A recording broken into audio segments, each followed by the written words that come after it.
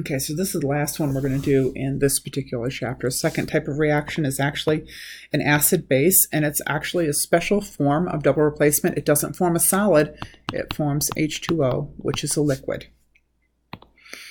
And so the way it works, as far as you guys are concerned right now, an acid starts with an H plus and a base ends in OH minus. So the net ionic equation, this is the real HCl plus KOH turns into H2O, which is a liquid, and KCl, which is aqueous.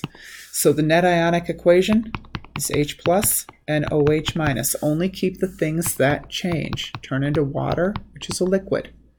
Okay, this was aqueous, that's aqueous. And that's pretty much always what you're going to see if it's an acid-base reaction, at least strong acid, strong base. So now, they're called a neutralization reaction because the acid neutralizes the base. They cancel each other out. When you're dealing with acid-base reactions, they are almost always an aqueous solution. So you're going to be using molarity to determine moles. That means most of the mass is H2O. What we want is we want moles. So the only way to do that is liters times molarity. And they're never concerned about the products. They're really mostly concerned about the two reactants. And it's a process of titration where you figure that out. But mathematically, it's pretty simple. You might remember doing titrations where you take a known titrant in the burette and you titrate it, you add it until it hits the equivalence point and the indicator turns. In this case, the one we used was pink. And then you can see that it's been completely neutralized. The equation we're going to use is this one, but I want to point out specifically, it's only for solutions. Nothing that involves grams are allowed to be used in this. No grams are allowed. It doesn't have a space for grams. This is molarity and volume, molarity and volume. That's it. Okay? It doesn't work if it's a solid.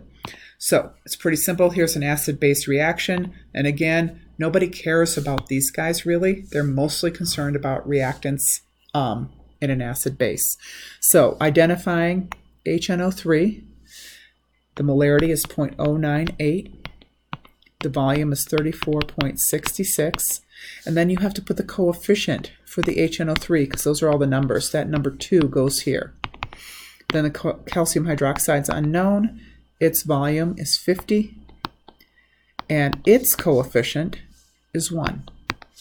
Do the algebra, cross multiply, divide, whatever you got, and you can solve for the molarity of the missing base. It doesn't even matter if you recognize it as being a base. It's just a matter of making sure the numbers match. So 0.034 molarity.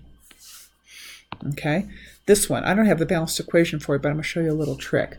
Remember that the net ionic equation is H plus OH minus turns into water. It's a 1-to-1 ratio. So if I look in this, I can see that I have 3 OHs. That tells me that the ratio between HCl and Al parentheses OH3 is I need 3 of those guys. 3 H's for every OH, or 3 OHs. I don't even need the products. Just recognizing that is all I need. So the molarity of the HCl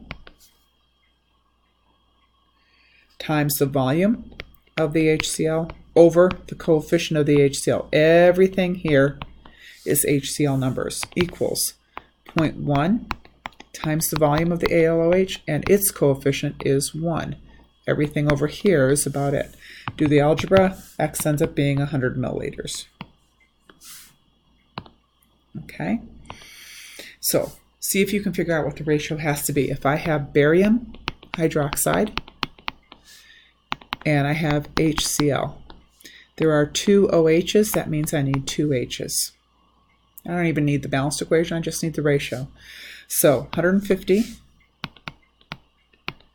the molarity is unknown, and the coefficient is 1. All of this is about barium hydroxide, equals, everything here is about HCl, 0.25 times 300 over 2.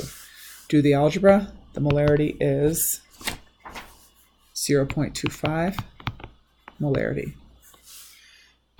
Okay, last one. This says grams. That means the MAVA thing is off the table. You can't use it. So you're going to have to do stoichiometry. It's not that hard.